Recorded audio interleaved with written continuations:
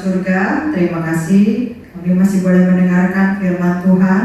Kami menyerahkan pikiran kami, hati kami, gadget kami, ruangan di mana kami beribadah hanya ke dalam tangan-Mu. Kami percaya Tuhan, firman yang kami dengar dengan hati yang terbuka akan bisa menghibur kami, menguatkan kami, mendidik kami, menegur kami, mendekatkan kami kepada Tuhan, dan membuat iman kami semakin bertumbuh. Hanya di dalam nama Yesus kami berdoa dan percaya. Amin. Shalom Bapak Ibu Saudara. Senang sekali bisa bertemu lagi dengan Bapak Ibu Saudara. Kita masih dalam suasana kebangkitan Yesus Kristus atau suasana Paskah. Baru 2 minggu yang lalu kita merayakan atau memperingati Paskah 2021. Saya waktu itu berbicara tentang bagaimana kita orang-orang Kristen harus menjalani hidup kita sesuai dengan petunjuk dan kehendak Yesus setelah kebangkitannya. Hari ini kembali saya ingin berbicara tentang Paskah. Yuk buka dulu dari 1 Korintus 15 ayat yang ke-12 sampai 23. 1 Korintus 15 ayat yang ke-12 sampai yang ke-23. Saya akan membacakannya bagi kita semua. Bapak Ibu Saudara silakan mengikuti dari Alkitab di rumah masing-masing atau melalui layar yang ada di belakang saya. 1 Korintus 15 ayat 12 sampai 23. Kebangkitan kita. Jadi, bila mana kami beritakan bahwa Kristus dibangkitkan dari antara orang mati, bagaimana mungkin ada di antara kamu yang mengatakan bahwa tidak ada kebangkitan orang mati?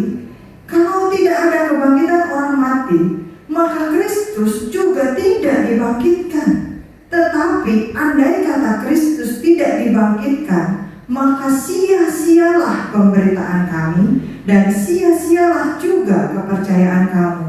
Lebih daripada itu, kami ternyata berdusta terhadap Allah, karena tentang Dia kami katakan bahwa Ia telah membangkitkan Kristus, padahal Ia tidak membangkitkannya. Kalau andai kata benar bahwa orang mati tidak dibangkitkan.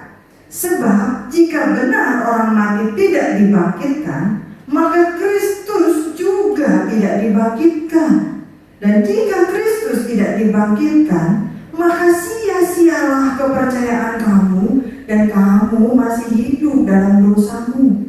Demikianlah binasa juga orang-orang yang mati dalam Kristus. Jikalau kita hanya dalam hidup ini saja menaruh pengharapan pada Kristus, maka kita adalah orang-orang yang paling malang dari segala manusia. Tetapi yang benar ialah bahwa Kristus telah dibangkitkan dari antara orang mati sebagai yang sulung dari orang-orang yang telah meninggal. Sebab sama seperti maut datang karena satu orang manusia, demikian juga kebangkitan orang mati datang karena satu orang manusia. Karena sama seperti semua orang mati dalam persekutuan dengan Adam, demikian pula semua orang akan dihidupkan kembali dalam persekutuan dengan Kristus. Tetapi tiap-tiap orang menurut urutannya. Kristus sebagai buah sulung, sesudah itu mereka yang menjadi miliknya pada waktu kedatangannya. Bapak Ibu Saudara, salah satu kebenaran terbesar di dalam kekristenan adalah bahwa kematian, maut telah dikalahkan oleh Kristus. Sehingga kita, manusia yang percaya kepada Kristus, punya harapan, ada kehidupan setelah kematian. Adam manusia pertama membawa manusia kepada kematian dengan dosanya. Upah dosa adalah maut, begitu kata Roma. Namun Adam kedua, yaitu Yesus Kristus, telah mengalahkan kematian itu dan dibuktikan dengan bangkit dari antara orang mati sebagai yang pertama, buah sulung dari kebangkitan orang-orang percaya. Nah, iman kekristenan kita, hidup Kristen kita dibangun dengan pondasi kepercayaan iman di atas kebangkitan Kristus tersebut. Apa yang bisa kita pelajari dari kebangkitan Kristus dengan orang-orang percaya. Kita lihat dulu tentang kebangkitan Kristus. Nah, Tuhan Yesus sendiri cerita tentang kematian dan kebangkitannya kepada murid-muridnya dalam perjalanan di Galilea. Kita lihat Matius 17 ayat yang ke-22 sampai 23. Matius 17 ayat 22 sampai 23. Pemberitahuan kedua tentang penderitaan Yesus. Pada waktu Yesus dan murid-muridnya bersama-sama di Galilea, ia berkata kepada mereka, Anak manusia akan diserahkan ke dalam tangan manusia, dan mereka akan membunuh dia, dan pada hari ketiga ia akan dibangkitkan. Maka hati murid-muridnya itu pun sedih sekali. Ayat perikop yang sama bisa dibaca dari Markus 9 ayat 30 sampai 32. Nah, Yesus membuktikan ucapannya dengan menampakkan diri selama 40 hari dalam berbagai peristiwa kepada bermacam-macam orang. Yang kepada Maria Magdalena di taman, yuk kita lihat. Kita lihat Yohanes 20 ayat 11. Yohanes 20 ayat yang ke-11. Yesus menampakkan diri kepada Maria Magdalena, tetapi Maria berdiri dekat kubur itu dan menangis. Sambil menangis, ia menjenguk ke dalam kubur itu, dan tampaklah olehnya dua orang malaikat berpakaian putih, yang seorang duduk di sebelah kepala dan yang lain di sebelah kaki di tempat mayat Yesus terbaring. Kata malaikat-malaikat itu kepadanya, Ibu, mengapa engkau menangis? Jawab Maria kepada mereka, Tuhanku telah diambil orang, dan aku tidak tahu di mana ia diletakkan. Sesudah berkata demikian, ia menoleh ke belakang dan melihat Yesus berdiri di situ. Tetapi ia tidak tahu bahwa itu adalah Yesus. Kata Yesus kepadanya, Ibu, mengapa engkau menangis? Siapakah yang engkau cari? Maria menyangka orang itu adalah penunggu taman, lalu berkata kepadanya, Tuhan, jikalau Tuhan yang mengambil dia, katakanlah kepadaku di mana Tuhan meletakkan dia, supaya aku dapat mengambilnya. Kata Yesus kepadanya, Maria. Maria berpaling dan berkata kepadanya dalam bahasa Ibrani, Rabuni, artinya guru. Kata Yesus kepadanya, janganlah engkau memegang aku, sebab aku belum pergi kepada Bapa, tetapi pergilah kepada saudara-saudaraku, dan katakanlah kepada mereka bahwa sekarang aku akan pergi kepada Bapakku dan Bapamu, kepada Allahku dan Allahmu. Maria Magdalena pergi dan berkata kepada murid-muridnya, aku telah melihat Tuhan, dan juga bahwa Dia yang mengatakan hal-hal itu kepadanya. Yesus membuktikan, dia menampakkan diri kepada Maria. Kemudian kepada siapa lagi? Kepada dua orang yang berjalan di Emmaus. Kita lihat Lukas 24. Lukas 24 ayat yang ke-13 sampai 32. Yesus menampakkan diri di jalan ke Emmaus. Pada hari itu ada dua orang dari murid Yesus pergi ke kampung yang bernama Emmaus. Terletak kira-kira 7 mil jauhnya dari Yerusalem. Dan di dalam perjalanan ini, dua orang ini bercakap-cakap, ngobrol tentang segala sesuatu, termasuk tentang Yesus yang baru disalibkan beberapa hari yang lalu. Nah, waktu mereka lagi kongko seperti itu, Yesus sendiri datang menghampiri mereka dan ikut nimbrung di dalam perjalanan tersebut. Kemudian Yesus nanya, apa sih yang lagi diobrolin? Berita apa sih yang lagi heboh, yang lagi happening, yang lagi trending begitu kan? Sampai mereka bilang apa? Aduh, emang kamu nggak tahu ya? Kemana aja sih? Emang kamu nggak ngikutin berita ya? Apa kamu baru datang di kota ini? Kemarin itu ada seorang yang bernama Yesus dari Nazaret. Dia seorang nabi, penuh kuasa dalam pengajarannya, penuh kuasa dalam membuat mujizatnya di hadapan Allah dan kami semua, di hadapan warga. Tapi imam kepala dan pemimpin kami mau menyerahkan dia untuk disiksa dan dihukum mati di kayu salib. Nah, padahal dulu itu kami berharap bahwa Sang Yesus itulah nabi yang akan membebaskan kami, membebaskan bangsa Israel dari penjajahan Romawi. Tapi sementara itu sudah 3 hari nih setelah dia disalibkan, katanya sih dia akan bangkit. Beberapa perempuan dari antara kami sudah terkejut karena bertemu dengan Yesus yang katanya sudah bangkit. Tetapi mereka pergi ke kuburnya dan nggak menemukan mayatnya. Lalu kemudian Yesus berkata kepada mereka, ketika mereka bercerita seperti itu, Yesus nyambung ayat yang ke-25. Hai kamu orang bodoh, betapa lambannya hatimu sehingga kamu tidak percaya segala sesuatu yang telah dikatakan para nabi. Bukankah Mesias itu harus menderita semuanya itu untuk masuk ke dalam kemuliaannya? Lalu kemudian Yesus menjelaskan kepada mereka apa yang tertulis tentang dia dalam seluruh kitab suci, mulai dari kitab-kitab Musa dan segala kitab nabi-nabi.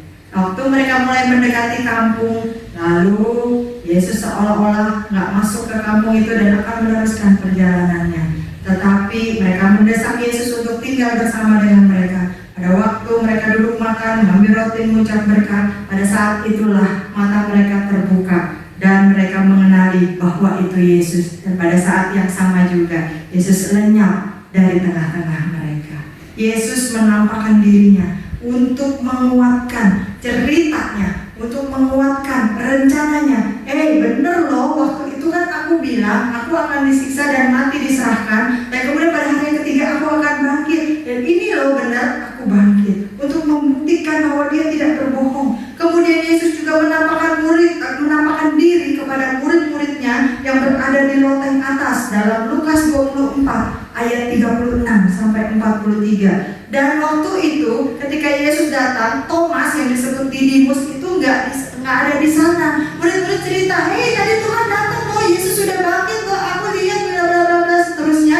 Dan Thomas bilang apa? Sebelum aku mencucukkan jariku di tangan bekas pakunya dan di lambungnya, aku tidak akan percaya. Sehingga apa? Yesus menampakkan diri kedua kalinya di tempat yang sama, dan pada waktu itu ketika murid-murid berkumpul ada si Thomas di sana. Itu dalam Yohanes 20 ayat 26 sampai 31. Nah, kemudian nggak cukup sampai di situ.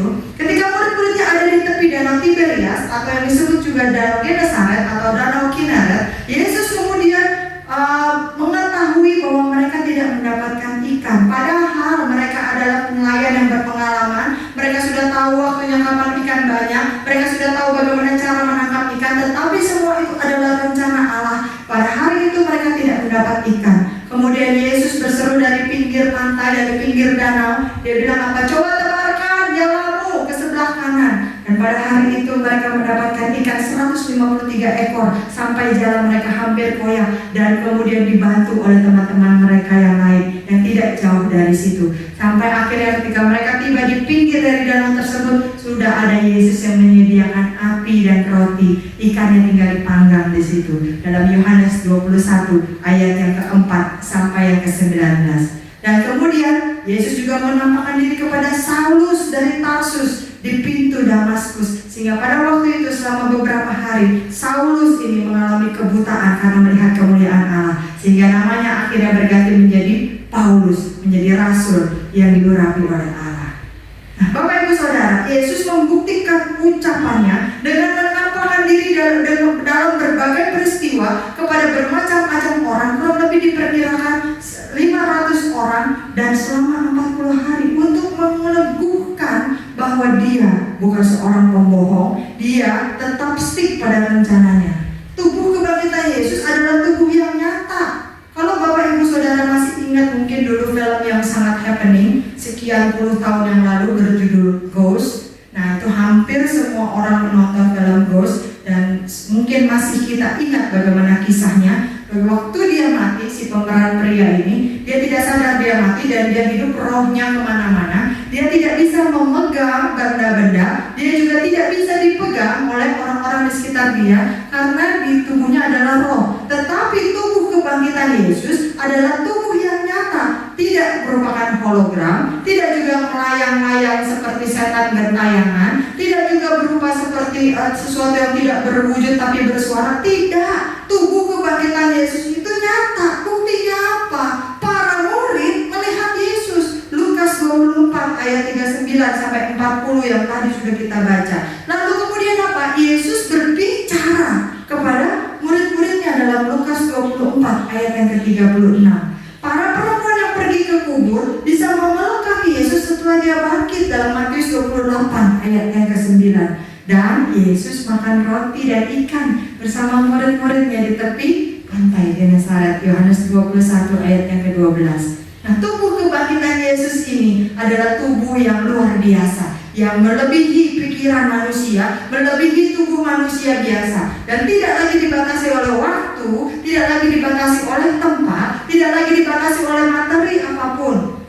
Waktu Yesus terangkat ke surga, dia tak perlu dibantu oleh apapun, hanya dengan tubuh kemuliaannya. Karena tubuh kemuliaannya itu diterima di surga. Tidak seperti tubuh kita yang masih terdiri dari darah dan daging, yang penuh dosa dan penuh najis ini. Sehingga apa? Yesus tidak perlu pakai roket untuk pergi ke surga. Yesus juga nggak perlu pakai balon yang diterbangkan untuk bisa diangkat ke surga. Yesus juga nggak perlu macam-macam, cukup bisa terangkat ke surga tanpa bantuan siapapun atau apapun. Karena tubuh kemuliaannya adalah tubuh yang luar biasa. Itu yang kita bisa lihat tentang kebangkitan Yesus. Lalu sekarang kita akan masuk ke bagian kebangkitan orang percaya. 1 Korintus 15 ayat 20 sampai 22 tadi yang sudah kita baca. 1 Korintus 15 ayat 20 sampai 22. Nah, kebangkitan orang percaya ini didasari dari kebangkitan Yesus dari antara orang mati. Makanya Yesus disebut sebagai yang sulung. Kalau Yesus tidak pernah dibangkitkan, maka tidak pernah akan ada kebangkitan orang percaya.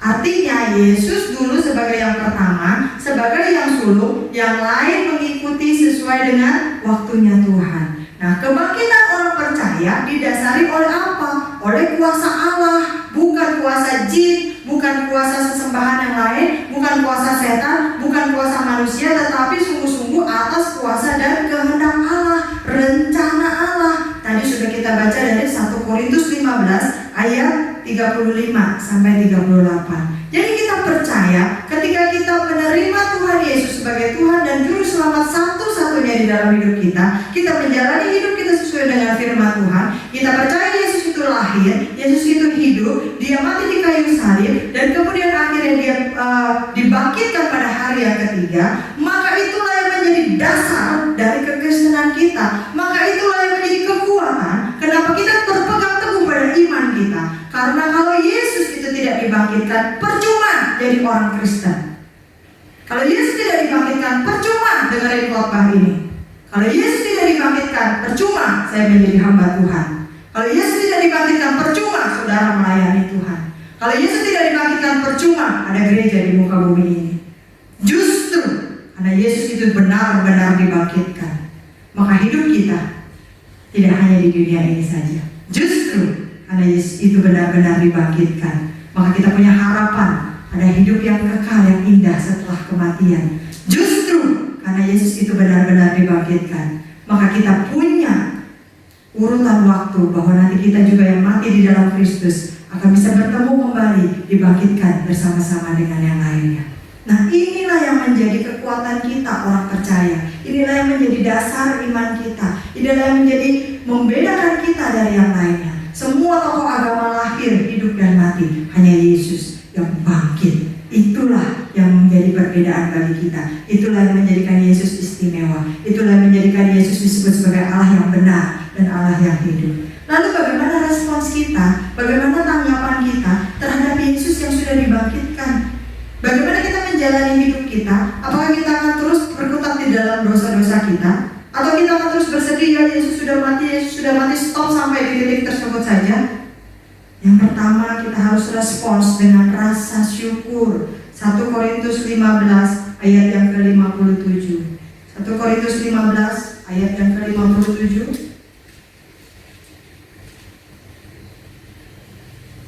1 Korintus 15 ayat 57. Tetapi syukur kepada Allah yang telah memberikan kepada kita kemenangan oleh Yesus Kristus Tuhan kita.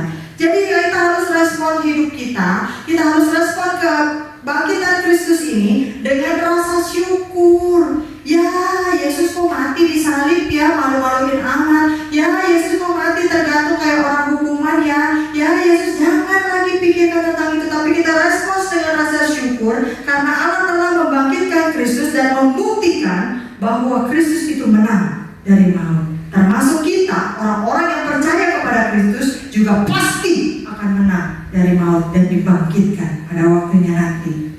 Kita respon dengan rasa syukur. Puji Tuhan, kita tidak salah percaya kepada Yesus, kita tidak salah menerima Yesus Kristus sebagai Tuhan dan Juru Selamat satu-satunya, karena ternyata benar dulu dia bilang dia akan mati dan dibangkitkan, dan benar-benar dia mati dan dibangkitkan. Kita respon dengan syukur bahwa kita menjadi orang-orang yang ditebus dan diselamatkan. Kemudian yang berikutnya, kita respons dengan rasa terhibur. Jangan sedih terus. Yesus gak mati, gak tetap di dalam kubur. Yesus mayatnya gak dicuri. Yesus itu tidak stop sampai di situ, tetapi dia benar-benar dibangkitkan. Artinya stop. Walaupun mungkin sekarang kita belum bisa menatap Yesus secara langsung, bercakap-cakap dengan Yesus secara langsung, tetapi nanti pada waktunya kita akan berkumpul sama-sama di rumah Bapa, selama kita tetap mempertahankan iman percaya kita kepadanya. 1 Tesalonika 4 ayat yang ke-18 kita lihat. 1 Tesalonika 4 ayat yang ke-18. Karena itu, hiburkanlah seorang akan yang lain dengan perkataan-perkataan ini. Perkataan-perkataan apa? Bapak Ibu Saudara bisa baca keseluruhan dari ayat 18 ke atasnya. Satu perikop tersebut menjelaskan apa yang dimaksud dengan perkataan-perkataan ini. Nah, kenapa kita bisa saling menghiburkan? Contohnya saja Bapak Ibu Saudara, 8 tahun yang lalu kita merasakan kehilangan yang amat sangat, bahwa kita ditinggalkan oleh almarhum Bapak Gembala yang sangat kita kasihi. Dan yang menjadi penghiburan bagi kami sekeluarga dan juga jemaat GBI Alberta adalah bahwa Bapak Gembala sudah sembuh dari sakitnya. Tuhan sudah memulihkan dia dengan tubuh kemuliaan yang baru, dan Bapak Gembala sudah berada bersama-sama dengan Tuhan Yesus di dalam kerajaan surga. Bapak Gembala sudah hidupnya senang, nggak lagi ditusuk-tusuk jarum, nggak lagi bolak-balik ke dokter, nggak lagi rutin diopnam di rumah sakit, nggak lagi harus cuci darah, operasi dan seterusnya. Itu yang menjadi penghiburan bagi kami dan bagi kita semua. Pada tanggal 20 Maret saya dan suami kehilangan seorang mentor yang sangat kami kasihi, yang sudah banyak melakukan pembinaan di dalam kehidupan kami, khususnya bagi kami pasangan suami istri. Ibu Evangelis Lee Wei Chen telah menyelesaikan tugasnya di dunia ini. Kami merasa bersyukur bisa selama 16 tahun mengenal beliau, walaupun berita kepulangan beliau sangat amat tidak terduga dan sangat amat mengejutkan bagi kami semua, begitu ya. Nah, tetapi ada rasa terhibur bahwa Ibu Lee Wei Chen telah terbebas dari sakitnya. Ibu Lee Wei Chen telah ada bersama-sama dengan Sang Pencipta. Ibu Lee Wei Chen telah menyelesaikan tugasnya dengan baik, finishing well, dan dia telah berpulang ke rumah Bapa. Dia sekarang hidupnya lebih enak daripada kita dan seterusnya. Baru beberapa saat yang lalu saya ketemu dengan Ibu Rita. Ibu Rita lagi galau karena mengingat tentang orang tuanya yang sudah ada di rumah Bapa. Dan kita bisa saling menghibur dalam hal ini.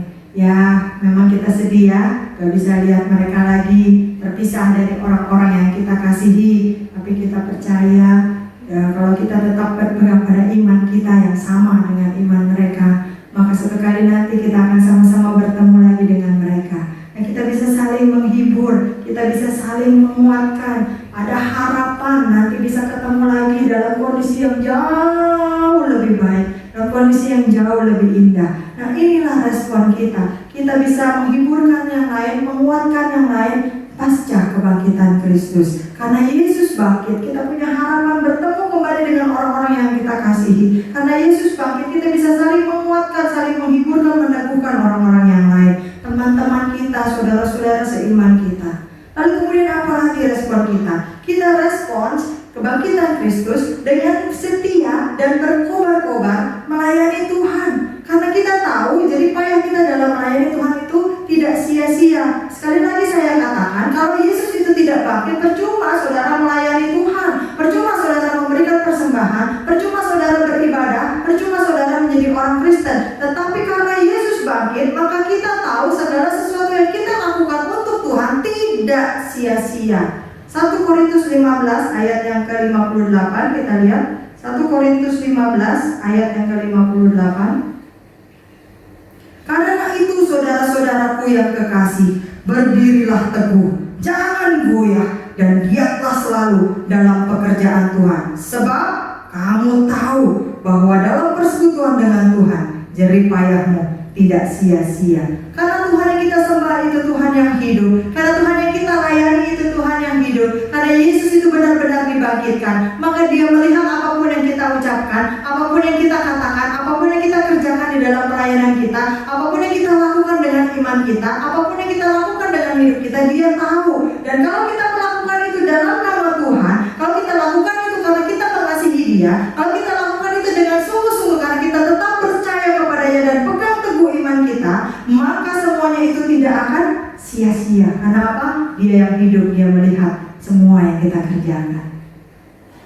Yang terakhir, Bapak Ibu Saudara, apa yang harus kita lakukan? Bagaimana respons kita terhadap kebangkitan Kristus? Kita beritakan Injil Kristus. Tentang apa? Tentang Yesus yang hidup. Apa yang kita tahu dari Alkitab yang kita baca ini, kita ceritakan kepada orang lain. Apa yang kita tahu dari khotbah yang kita dengar, kita ceritakan kepada orang lain. Apa yang kita tahu dari artikel renungan rohani yang kita dapatkan, kita sharingkan kepada orang lain. Apalagi harus kita ceritakan, ya Yesus itu memang mati, betul. Yesus itu tergantung di salib, betul. Yesus itu dilihat sebagai orang hukuman romawi, betul. Tapi Dia lakukan itu karena Dia mengasihi saya dan saudara. Itu bisa kita sharingkan. Bagaimana mungkin ada orang yang begitu mengasihi kita sampai Dia pilih untuk mati supaya kita tidak mati, sampai Dia pilih menggantikan kita disiksa dan mati di kayu salib karena kasih yang luar biasa. Apa yang harus kita ceritakan? Iya, Yesus itu beneran mati, tapi Yesus itu juga beneran bangkit. Itu yang harus kita pentingkan, itu yang harus kita beritakan. Kalau Yesus hanya mati, titik, selesai, sama semua ceritanya dengan tokoh agama lain, dengan kisah-kisah yang lain. Tapi yang menjadi perbedaan karena Yesus itu sungguh-sungguh bangkit. Lalu kemudian kita bisa cerita, setelah Yesus bangkit, Dia tidak meninggalkan kita. Dia tetap hadir, Dia tetap menemani kita melalui Roh Kudus-Nya, memberikan penghiburan, memberikan kekuatan. Supaya apa? Supaya kita bisa tetap bertahan dalam iman percaya kita, supaya kita tetap bisa bertumbuh, supaya kita tetap bisa menjadi anak-anak Allah. Kenapa?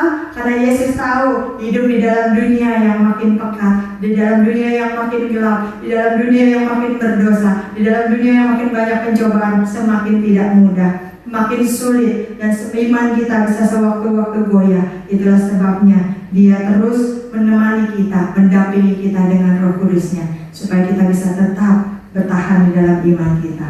Nah, Bapak Ibu Saudara, kisah kebangkitan Tuhan Yesus adalah bukti kuasa Allah di dalam hidup manusia. Manusia tidak akan dapat mengkaji secara ilmiah bagaimana mungkin Yesus bisa bangkit dari kematian. Tidak mungkin karena rekayasa dari orang. Karena mayat Yesus diletakkan di dalam kubur. Kuburnya itu ditutup dengan batu besar dan kemudian disegel oleh orang Romawi dan ditunggui dengan para prajurit Romawi. Jadi untuk melewati barisan tentara itu saja sudah sulit. Untuk melepaskan segelnya juga sulit. Apalagi menggulingkan batu besar itu juga tidak mudah. Nah, ternyata para prajurit itu kabur ketakutan ketika melihat kedatangan malaikat Tuhan. Jadi tidak mungkin itu adalah rekayasa manusia, karena itu tidak mungkin dilakukan oleh manusia. Namun jauh lebih penting sekarang ini bukan hanya sekedar kisah Alkitab yang kita hafal, bukan hanya sekedar kisah Alkitab yang kita dengarkan khotbahnya setiap tahun. Jauh lebih penting sekarang ini adalah bagaimana kita bukan hanya sekedar menjadi pengagum sejarah perbuatan Tuhan yang dahsyat. Oh iya, hebat ya, luar biasa ya, history maker ya. Tidak, tetapi apakah kisah kebangkitan Tuhan ini membawa dampak yang besar di dalam hidup kita? Atau itu hanya sekedar mengisi ingatan kita, hanya sekedar mengisi pengetahuan kita, tetapi tidak pernah menyentuh sampai ke dalam hati kita, dan hidup kita tetap tidak pernah berubah, masih tetap dikungkung, diikat di dalam dosa. Melalui kebangkitan Yesus ini, kita diingatkan bahwa Tuhan yang kita sembah itu hidup, dan menepati semua firman-Nya. Tidak ada yang mustahil bagi Tuhan, dan juga tidak ada yang mustahil bagi orang yang percaya kepada-Nya. Memperingati kebangkitan Yesus Kristus ini seharusnya juga membangkitkan semangat kita untuk lebih mengandalkan kuasa Tuhan, bukan kuasa yang ada di dalam dunia ini. Terlebih secara setahun lebih ini kita melihat bahwa apapun yang kita punya di dalam dunia ini tidak bisa menolong kita saat pandemi atau sindemi itu melanda. Berbagai negara semuanya tidak ada yang terkecuali. Berbagai negara semuanya berjuang bersama-sama. Semua mau muda, kaya, raya, miskin, ataupun orang apapun, ras apapun, semuanya dilanda oleh pandemi seperti ini. Pada saat seperti itu, yang bisa kita andalkan hanya kuasa Tuhan saja.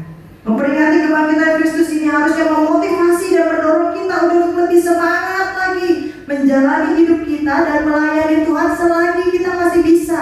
Karena berapa banyak orang yang kita lihat di sekitar kita, yang kita masih kayak hello, kita masih sapa, kita masih telepon, kita masih WA, kita masih dengar status-status, kita masih baca status-statusnya di medsos, tapi tiba-tiba kita mendengar mereka sudah berpulang. Begitu singkatnya hidup ini, seharusnya kebangkitan Yesus ini semakin memotivasi kita bahwa waktu kita yang singkat itu, hidup kita yang singkat itu harus kita jalani dengan lebih maksimal. Untuk apa? Melayani Tuhan, bukan untuk keakuan kita. Keselamatan telah Tuhan sediakan bagi kita melalui kebangkitan dan harapan melalui kebangkitannya. Bagaimana respons kita sekarang, Bapak Ibu Saudara? Pilihannya ada di tangan kita. Apakah kita masih senang berkubang di dalam dosa, memanjakan keakuan kita, mengumpulkan semua hal-hal yang tidak berguna dan tidak bisa dibawa mati? Atau kita mau menjalani hidup kita lebih semangat mengasihi Tuhan, lebih semangat membaca Alkitab, lebih semangat berdoa bagi satu sama lain, lebih semangat beribadah dan melayani Tuhan, lebih semangat untuk mendekatkan diri kepada Tuhan? Mari di tengah momen Paskah ini kita bangkitkan diri kita, bangkitkan motivasi kita. Kita ingatkan diri kita untuk membangkitkan iman kita, bangkit bersama Yesus Kristus Juru Selamat satu-satunya yang telah bangkit. Jalani hidup ini bersama dengan Yesus. Amin. Bapak Ibu Saudara, untuk firman Tuhan, mari sama-sama kita berdoa.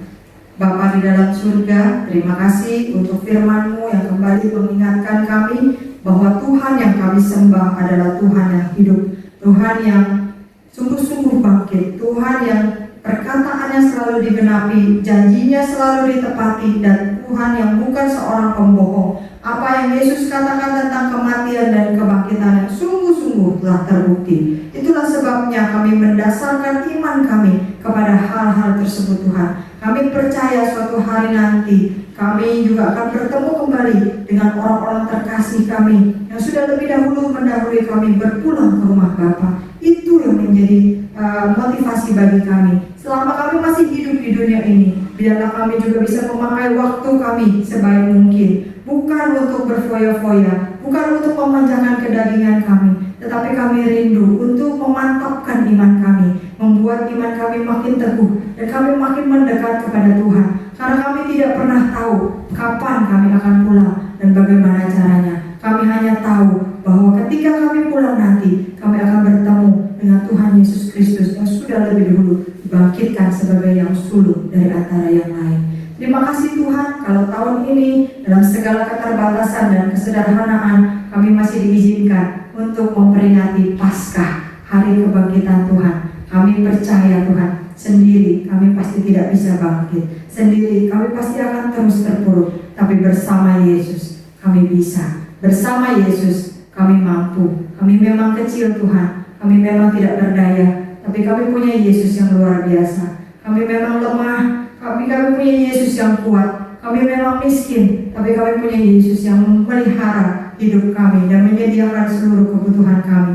Kami memang penuh sakit penyakit, tapi kami punya Yesus yang bilur-bilurnya mampu menyembuhkan penyakit apapun. Terima kasih Tuhan untuk kebangkitan-Mu. Terima kasih Tuhan untuk Roh Kudus-Mu yang terus menemani kami, sehingga kami tidak pernah sendirian. Hanya di dalam nama Yesus kami berdoa dan bersyukur. Yang percaya bersama kita katakan amin. Saya kembalikan.